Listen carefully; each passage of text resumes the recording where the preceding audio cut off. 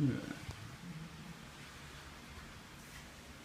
You have to decline things nowadays. You don't decline things, they screw you up.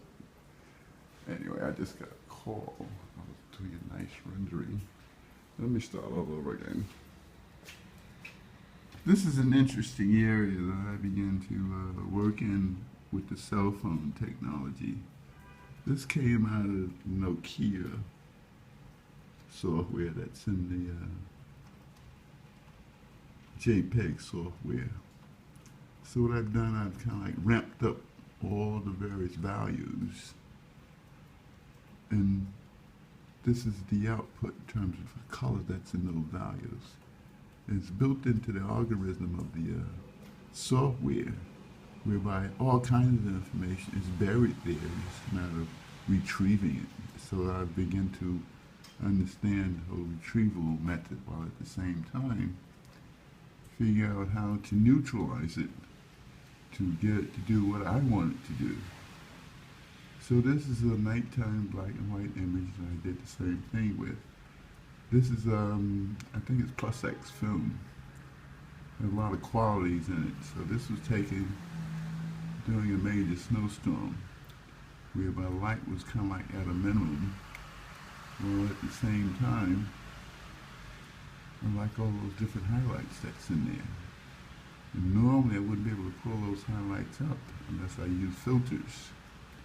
But here I'm using algorithm filters in order to find it. This here one here is like really going there with it.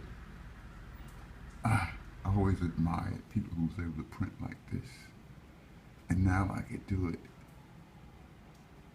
in the digital process. Look at the detail. You can see the little ripples of light going across the water. And you can see the little small color from the sky. All this is from black and white, but buried within this black and white thing is color. And most of the time it's the color that creates the problem in terms of coming up with a fine quality print like this. I didn't know that. People who knew that kept it to themselves. Anyway, so on with the show. So these are things that I've been kind of like manipulating. This is what happens when all that information is obliterated. This is what's left over in terms of the image. In other words, what I've done is crash the algorithms and come up with a whole different vision. And over here, bicycle stuff. This here is photograph from Chase, from Willis Point. In the background, let me go in close, is LaGuardia. That building, that squared on the top, that is LaGuardia Airport. That's seen from Willis Point subway station. And that's a bicycle track. Let's see if we catch a bicycle riding around there. Big red boy. Can't quite catch it. There's somebody riding on the track over it. There he is. That's it right there. That's the track. Okay. This is the track. And this is where I photographed from. Oh. And these are people that I got to know rather well. One of the highlights at that time was a guy named Ken Farnham. Very aggressive, very smart, you name it, he was there. Then there's my buddy, Happy, Herbie Francis. Like, dude, check his legs out, man. He's the one was following. And here it was like one of those typical twilight races. And there's Ken Farnham naturally jamming. I can't remember these guys' names. That's Terry Burns, another one. No, this is Terry Burns. And my buddy Herbie hanging back in the background. Nice guy. He didn't want to compete like everybody else to do it. Then there's the shadows. I always wonder about these shadows, whether or not they are in the right place in terms of north and south direction. Anyway, you can tell what time it was, the evening. Go back and recreate that shadow and see what time it is. So these are other images that I got around to fine tuning. And then as the day progressed, I decided to figure out what has happened to all of this important information and history. How did I get to this place of reality? And then we get into things like this here. This is what happens when I lose track of what I'm doing. Stuck the paper in the wrong way. Ah! And the ink just lobs itself onto it and doesn't go anywhere. It just stays on the surface. But it's still a fine print, right? Look at that, look at that. Look at those highlights in the waters. And there's that island. But then at the same time, look at this. What happened? Where's my buddy at? There he is. He's looking. So that's the other print with a different kind of light. And that's the historical stuff. Phoebe from Fifth Street. When we're getting ready to construct new reality down here. 1959.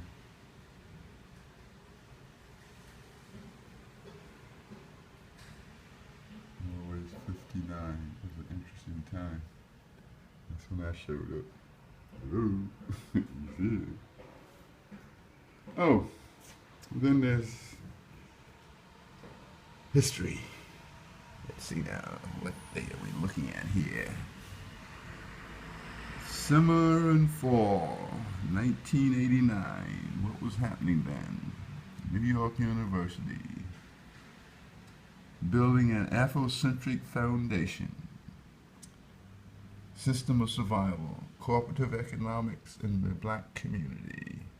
Native Son, NYU journey to the homelands. The rise and...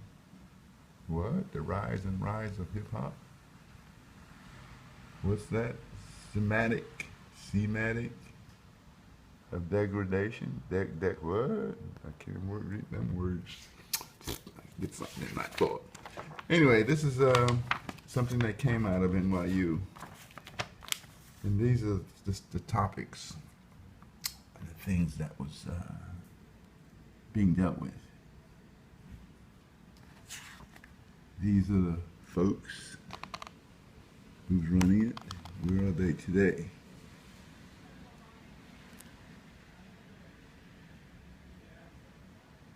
One of the people came out of here and subsequently went there and continued his education. So these are the little things that they were talking about at the time. The rise of hip-hop, 1989. Imagine.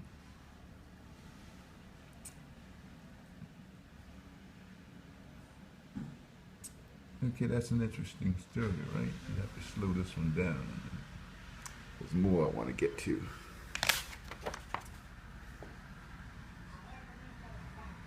Sisters of Spice and this hip-hop thing keep on rolling along, man.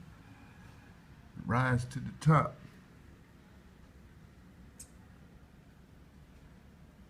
All right. Now, what am I doing now? Well, I'm talking about what happened to us. The institution stayed in place, but when these institutions moved out, nothing took their place.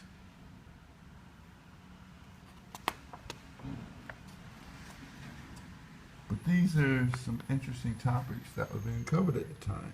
How important are these? Well, you should look at who's putting them together.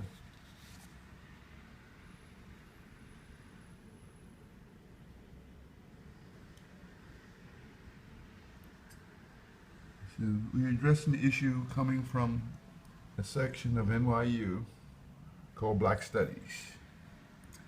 And this is the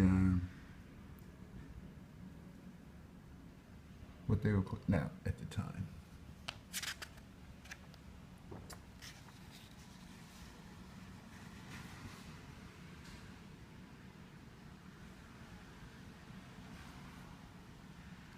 So this morning when I came around to myself and what do I do now? I can't really sneak up the place. Me doing the things like that. You hear about other people sneaking up the place. And I realized they're the latest ones on the scene. Back then, you didn't have to sneak up the place. You had vehicles to keep the place from needing to be stumped up. These were the people who were supposed to be the protagonist, utilizing knowledge as their base of inquiry. And then they showed up here. Can you imagine? In the crest increasing his artistic leverage and free himself from bureaucratic hassles, Alec Harsley opened a 4th Street photo gallery with minority photographers.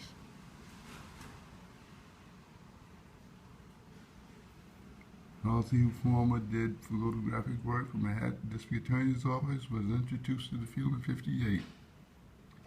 Not long after that, he was drafted into the Army. In a short time, had left his job and set out to photograph and live. Oh, great story, man. 1989, that's me, sitting back there in all my glory. It's Picasso on the top, let people know. This is the front of the gallery, looking out, 1989. Nice, comfortable place now, wasn't it?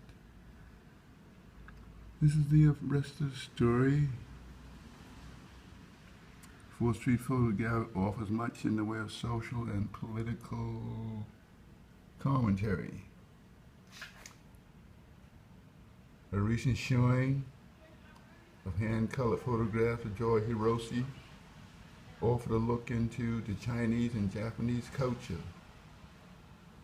The gallery also played host to rare showings of photographs of North African tablets. So you can see that it's all still here. It's just a matter of how important is being here for me in terms of the history that came out of here. And I'm still here creating history, while at the same time keeping a running document of the past. Let people know what they have basically lost out. They lost this. Black studies? Sure, one of them days. So, that's it. This symbol here keeps showing up. Anyway, back to reality. Nice rainy day. Oh, my buddy, Shadow. He's got some issues he's dealing with today. Then back to the weather. Still raining.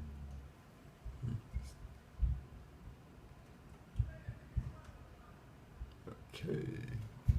I keep this up in the window just to let me know what I'm doing. And now you also wanted to do a whole thing with a museum. I had to put that on hold, man. My main people that I had hoped was going to help me make this thing happen for the museum came in a couple of days ago, weeks ago, complaining about not being properly served in their favorite restaurant in Harlem. Because they realize that it's now been taken over by white folks. And black folks no longer invited. And those that do show up get the treatment. Can you imagine? That's what's going on.